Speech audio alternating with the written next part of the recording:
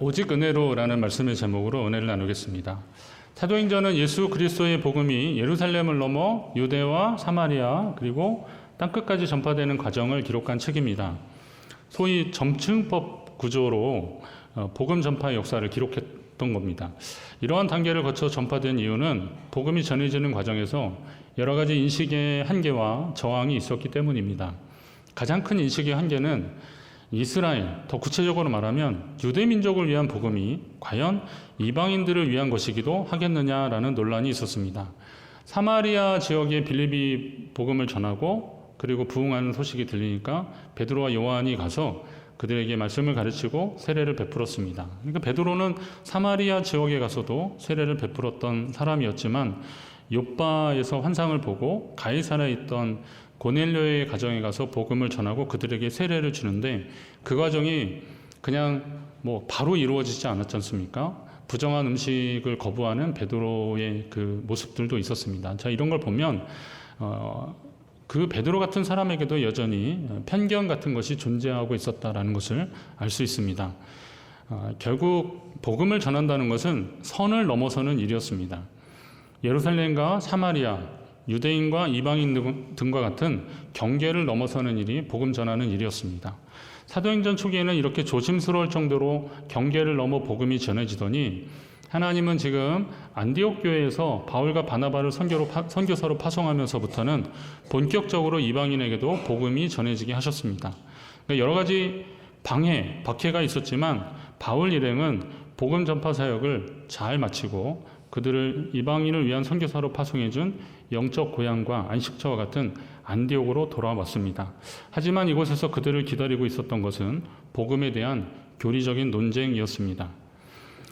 결국 그들은 복음 전파하는 일에 바쁜 바나바와 바울 일행은 예루살렘으로 가는 상황이 벌어졌습니다. 이유는 예루살렘에 가서 복음을 전하려고 한 것이 아니라 바울이 소아시아 지역에서 복음을 전하고 있는 사이에 유대로부터 내려온 어떤 사람들이 안디옥에 와서 너희가 모세의 법대로 할례를 받지 아니하면 능히 구원을 받지 못하리라 라는 그런 말을 했기 때문입니다.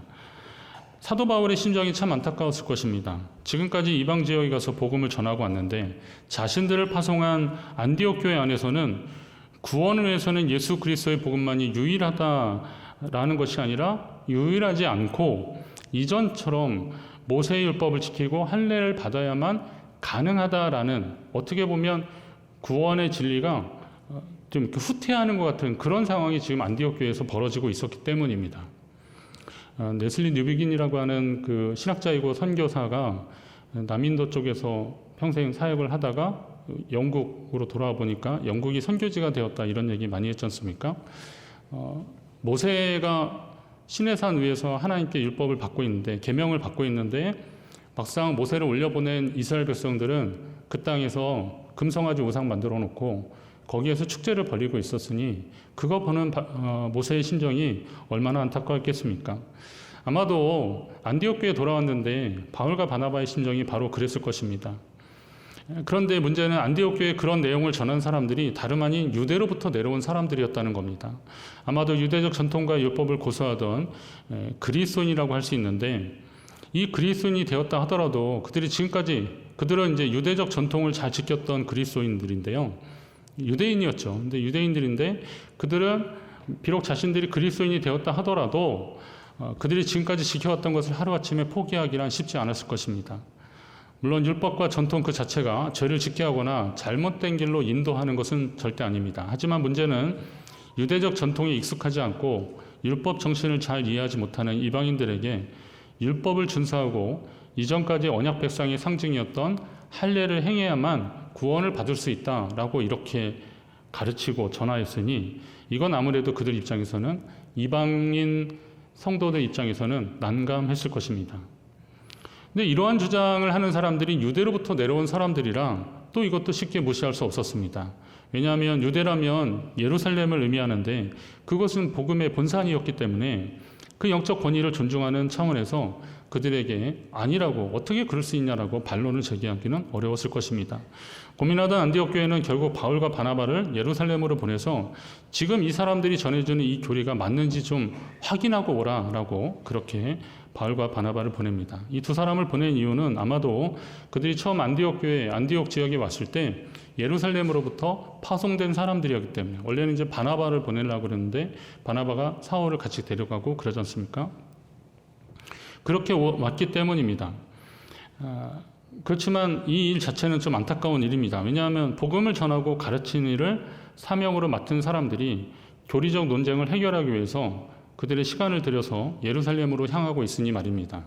그들이 소아시아 지역에서 복음을 전할 때는 예수 그리스도의 복음을 전하고 그것을 박해하는 사람들을 맞서고, 때로는 그 박해 그리고 핍박에도 불구하고 그걸 목숨 걸고 전하면 됐는데, 지금 교회 내에서 이런 교리적 논쟁을 벌이니까 이게 복음 전하는 일하고는 조금 다른 성격입니다. 물론 구원의 진리 체계는 굉장히 중요합니다. 바로 알아야 바로 믿을 수 있고 바로 실천할 수 있습니다.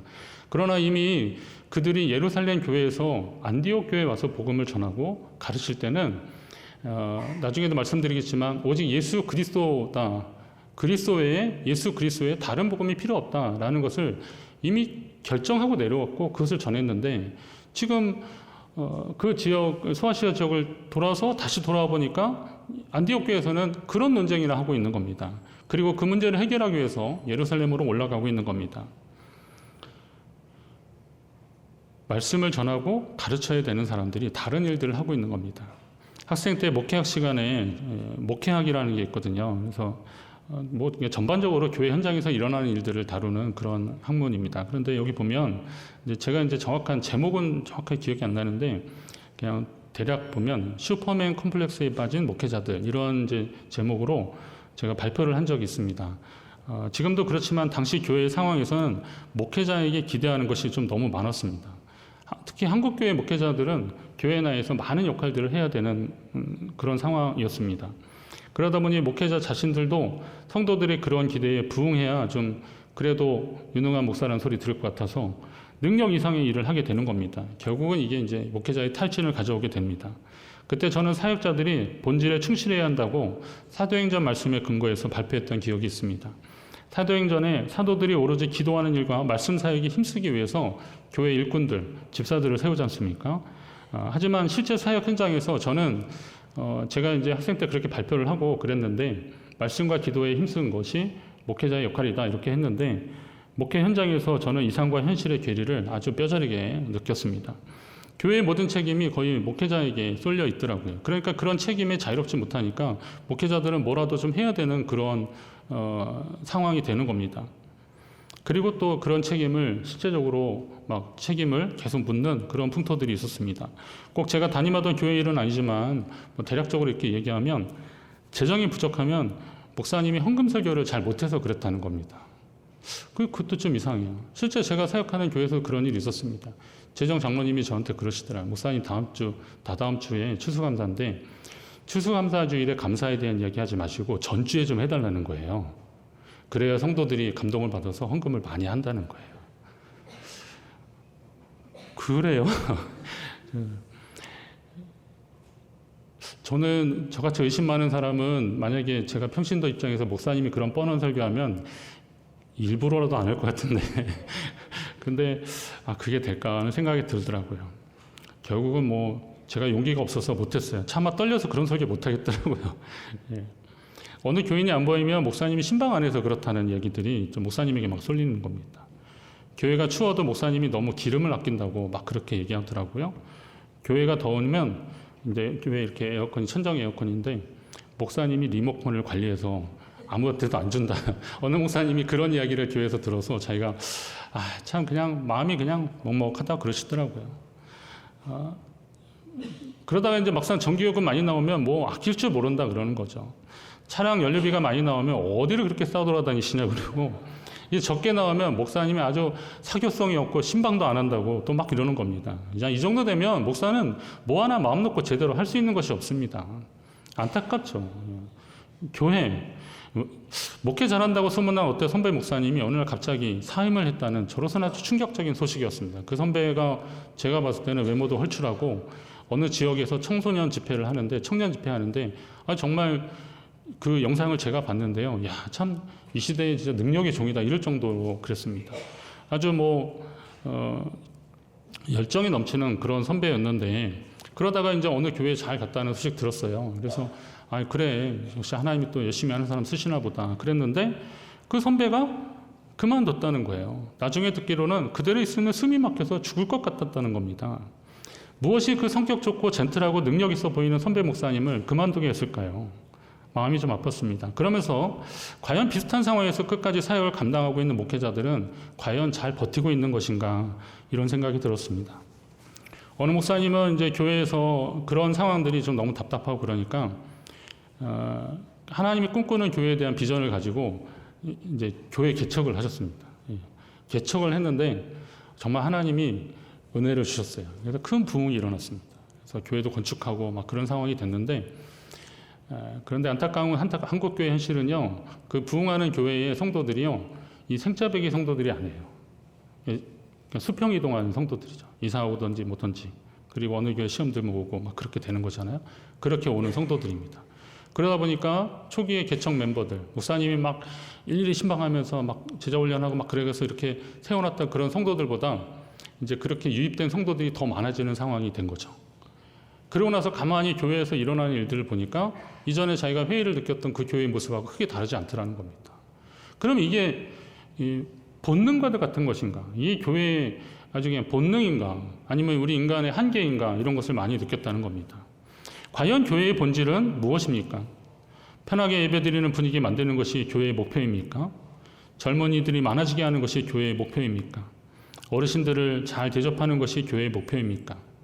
우리가 생각하는 성장하고 부흥하는 은혜로운 교회에 그런 교회들이 가지는 요소들이기도 하지만 교회의 궁극적인 목적은 사람이 아닌 하나님을 기쁘시게 하는 것에 있습니다. 우리는 이 목표를 잊지 말아야 됩니다. 하나님이 영광 받으시고 하나님이 기뻐하시고 하나님이 역사하시는 교회가 되어야 하는 겁니다. 우리는 이런 교회를 다 꿈꾸고 있습니다. 그러나 우리 현실에 우리가 들려오는 이야기들을 봤을 때 과연 우리 교회를 통해서 아니면 그 교회를 통해서 이 땅의 교회를 통해서 하나님 기뻐하실까 한번 생각해 보게 됩니다. 초기 안디옥 교회는 영혼을 구원하고 복음을 전하는 데 전심을 다하는 교회였습니다.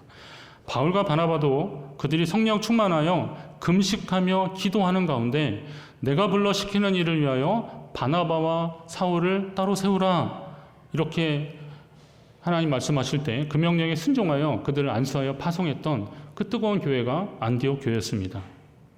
자, 바나바와 바울이 이 명령에 순종하여 많은 고난을 당하면서도 죽을 각오로 복음을 전해서 소아시아 전역에 구원받는 영혼들이 많아졌습니다. 특별히 이방인 성도들이 막 늘어나는 거죠. 그래서 이 승리의 소식을 가지고 설레는 마음으로 안디옥 교회에 왔습니다. 지난번에 우리 말씀 나눴잖아요. 비시디 안디옥 이렇게 거쳐서 이렇게 다시 돌아왔습니다. 돌아와서 밤이 새는 줄 모르고 그 승리의 보고를 막 한 거죠. 그 이야기를 할 때까지는 좋았는데 그런데 다시 또 마음을 가다듬고 교회를 딱 보니까 유대로부터 내려온 사람들이 모세의 율법을 지키고 할례를 행해야 구원을 받는다라는 것이 안디옥 교회에 지금 교리적인 논쟁이 지금 벌어지고 있는 겁니다. 그러니까 바울과 바나바 입장에서는 이게 참 안타까운 것이죠. 영혼을 살리는 일이 아니라 교리적 논쟁을 하고 있는 안디옥 교회 이 상황을 보면서 얼마나 안타까웠겠습니까? 여러분, 그들이 구원의 교리가 부족해서 복음 전파 사역을 못하는 것입니까? 지금이야 신학적 연구를 통해서 교리적 체계가 많이 잡혀 있지만 당시로서는 예수가 메시아다. 그러니까 나사렛 예수, 그 십자가에 달려 죽은 예수가 알고 보니 하나님이 우리를 구원하시기 위해서 보내신 메시아였다. 그리스도였다. 그러니까 예수는 그리스도다라는 사실과 누구든지 주의 이름을 부르는 자는 구원을 받으리로다. 이 사실이 누구든지 주의 이름을 부르는 자는 구원을 얻으리로다라고 하는 것이 복음의 핵심이었고 전파의 내용이었습니다. 바울은 갈라디아 교인들을 향해서 다른 복음이 필요 없다 그랬어요. 다른 복음은 없다. 다른 어떤 사람들이 거기에 막 더 섞으면 너희를 교란하여 혼란스럽게 하고 그리스도의 복음을 변질되게 하는 시도들이니 이 복음의 순수함을 지키라라는 그런 차원에서 아주 마음 가득한 마음으로 지금 그들에게 이야기할 정도였습니다. 그러니까 당시의 사람들은 예수는 그리스도다. 누구든지 주의 이름을 부르는 자는 구원을 얻으리로다. 이게 복음 전파의 핵심이었습니다. 바울과 바나바가 자기들이 이 일을 가지고 이 내용을 가지고 소아시아 지역을 돌아가면서 복음을 전했을 때 반대하는 사람들이 있었습니다. 이 사람들은 유대교인들이었습니다. 회당에 있는 유대교인들이었고 이방인조차도 이 이야기를 듣고 주님께 돌아오는 그런 역사, 성령의 역사를 우리가 경험했다라는 이야기를 안디옥 교회에다 지금 이야기를 하고 있는 거예요. 그런데도 이 안디옥 교회는 그걸 믿지 못하는 거죠. 다는 아니겠죠. 그 사실을 믿지 못하는 거예요. 성령이 이렇게 역사하셨다. 우리가 복음 전파의 현장에서 이런 하나님의 은혜를 경험했다라고 얘기했는데도 그거면 충분하다라고 얘기하는데도 그걸 도무지 믿으려고 하지 않는 겁니다. 결국은 이게 자꾸 논란이 커지니까 이제 안 되겠다. 이거 가서 좀 물어보고 오라라고 해서 예루살렘으로 가고 있는 겁니다. 그 앞절에 보시면 그 와중에도 이 바나바 바울은요, 베니게 사마리아 이런 지역에 가서 복음을 계속 전하면서 예루살렘까지 오더라고요. 이 사람들은 지금 말하자면 총각을 다투는 그런 일이죠. 복음을 전하고 영혼을 살리는 일들은. 그러나 이제 안디옥 교회도 더 이상 이 문제로 계속 논란이 생기면 안 되니까 가긴 가야겠지만 그래도 복음 전파 사역을 계속하고 있더라고요. 오늘날에도 성령보다 사람의 소리가 더 영향력이 있다면, 교회 안에 이런 소리가 더 영향력이 있다면 우리는 아주 이거 심각한 현상으로 봐야 되는 겁니다. 하나님의 말씀이 그리고 성령의 역사가 일어나는 교회 되기를 여러분이 기도하시기 바랍니다. 자, 초대교회도 그랬으니 현대교회야 요즘 교회 오직 하겠습니까? 이처럼 교회가 제도화되고 교리화되고 조직화되고 비대해지고 둔화되니까 복음의 야성을 잃어버리고 순반력을 잃어버렸기에 그에 대한 대안으로 선교적 교회, 미셔널 처치라는 말이 선교학자들 사이에서 많이 나왔습니다. 아까 레슬리 뉴비긴 그분도 그랬고요. 이 선교적 교회에 대한 용어들이 계속 등장했습니다. 그 단어에서도 알듯이 교회가 선교적 목적을 이루어드리는 교회로 체제 전환을 하지 않으면 공룡 멸종의 전철을 밟게 될 것이라는 경고의 소리가 나오고 있는 겁니다. 우리는 지금 아주 당연하지만 아주 심각한 말씀을 나누고 있는 겁니다. 우리는 여전히 오직 예수를 부르짖고 있는가? 내가 살고 있는데 나 인생 가운데 예수 그리스도의 복음이 들어왔고 나는 그 복음으로 예수로 살고 있는가? 우리 교회가 오직 예수 그리스도로 살고 있는가? 그 밖의 것들로 인해서 필요 이상으로 심각한 나머지 교회의 본질을 놓치고 있지 않는가라는 겁니다.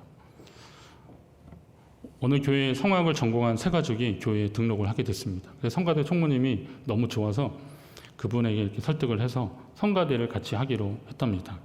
그런데 당회에서 어느 장로님이 성가대원은 세례받은 자라라고 하는 자격이 있는데 그 사람 세례 안 받았으니까 성가대하면 안 된다라고 했답니다. 짐작하셨겠지만 성가대원을 세례교인이라고 하는, 세례교인 이상으로 하는 이유는 뭡니까? 하나님의 성호를 찬양하는 사람들이라면 적어도 그 찬양의 가사와 내용을 이해할 만한 사람, 이왕이면 그런 사람들이 함께 찬양을 하면 좋겠죠.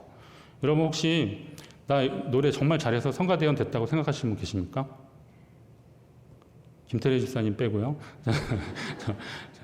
다 어느 정도 노래 좀 하시는 분들이니까 그래도 용기를 내서 하시는데, 여러분 나 노래 잘해서 성가대원 한다 그러면 노래 잘하는 사람 다 끌어다 모으면 되죠. 그러나 성가대는 그렇게 운영되는 곳이 아니잖아요.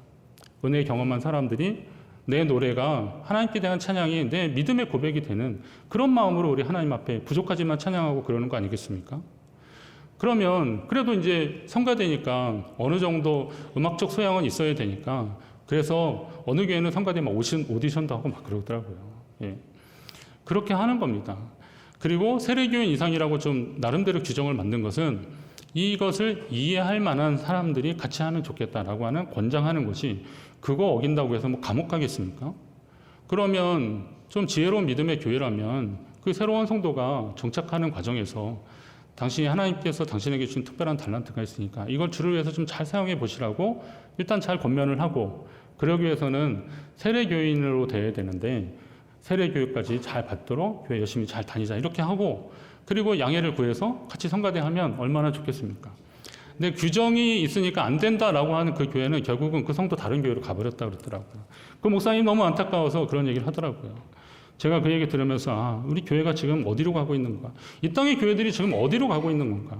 하나님 아버지가 그 영혼을 통해서 그 영혼, 그 심령을 통해서 하나님이 찬양받으시면 얼마나 기뻐하셨을까? 그러나 우리는 제도나 규범 때문에 그런 성도들을 하나님의 교회로 품지 못한다면 다른 교회 갔다니까 그래도 그나마 다행인 것 같아요. 예, 그것도 다행이죠. 왜냐하면 거기도 하나님 교회니까. 그러나 교회가 만약에 이런 일로 인해서 소진한다면 하나님의 구원의 역사, 복음의 역사는 언제 일어나는 겁니까? 규정은 교회의 질서를 위한 일들입니다. 이건 분명합니다. 당연히 필요합니다. 그러나 그 중심은 사람이 아닙니다. 오직 하나님께 있습니다. 주의 몸된 교회를 이루기 위해서 필요한 최소한의 약속이지 그것이 모든 것을 다 가능하게 하는 것은 아니라는 겁니다. 어떤 규정이나 제도는 주님보다 위에 있을 수 없습니다. 우리 교회 안에 주님이 중심이 되고 주님이 기뻐하시는 일이 일어나기를 주의 이름으로 축원합니다. 바울과 바나바가 가져온 질문에 예루살렘 교회가 의논하기 시작했습니다. 예상하셨겠지만 거기 가서 안디옥 교회 가서 그런 말을 했던 부류의 사람들이 예루살렘 교회에 가득 있었던 거죠. 이 바리새파 사람들이 그런 얘기하는 거예요. 이방인에게 할례를 행하고 모세의 율법을 지키라 명하는 것은 마땅하도다라고 주장하기 시작합니다. 여기서 이 바리새파라는 사람은 이 바리새파는요 예수님을 핍박하고 죽였던 바리새인들이 아니에요. 이 사람들은 그런 삶을 살기도 했었겠지만 예수 그리스도를 영접하고 하나님의 자녀된 교회의 구성원들이에요. 교회 공동체의 구성원들이었습니다. 그러나 그들은 여전히 예수를 믿고 회심해서 교회 공동체 안에 들어왔어도 이전에 자신들이 지켰던 그 율법과 전통과 그런 규범들이 하나님께 나아가는 방법이다라는 것을 포기하지 않는 겁니다. 그래서 이방인도 예외가 없다라는 것을 계속 말하고 있는 거죠. 그런 이야기들이 계속 왔다 갔다 하는 사이에 베드로가 일어나서 이야기를 하는 거예요. 그 7절 이하의 형제들아부터 11절까지 말씀이 나오는데요. 이 말씀이 읽는 것만으로도 다른 설명이 필요 없습니다. 형제들아 너희도 알거니와 하나님이 이방인들로 내 입에서 복음의 말씀을 들어 믿게 하시려고 오래전부터 너희 가운데서 나를 택하시고 또 마음을 아시는 하나님이 우리에게와 같이 그들에게도 성령을 주어 증언하시고 믿음으로 그들의 마음을 깨끗이 하사 그들이나 우리나 차별하지 아니하셨느니라.